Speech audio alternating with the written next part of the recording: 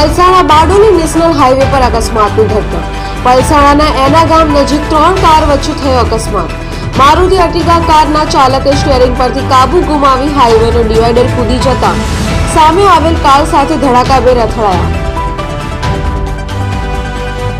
અકસ્માતમાં ત્રણેય કારમાં સવાર 7 જેટલા લોકો થયા ઈજાગ્રસ્ત। ઈજાગ્રસ્તોમાંથી એક મહિલાને હોસ્પિટલ લઈ જતા રસ્તામાં થયું મોત।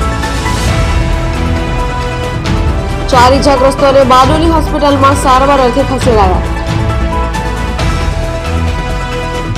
અન્ય બીજા 2 બાળક સહિતનાને પલસાણા હોસ્પિટલ ખસેડાયા।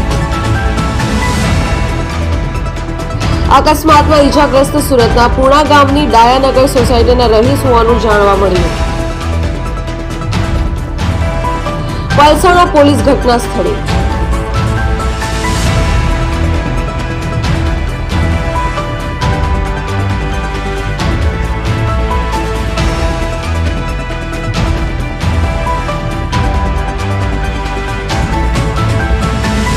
Bureau report Jansakshi news Bardoli.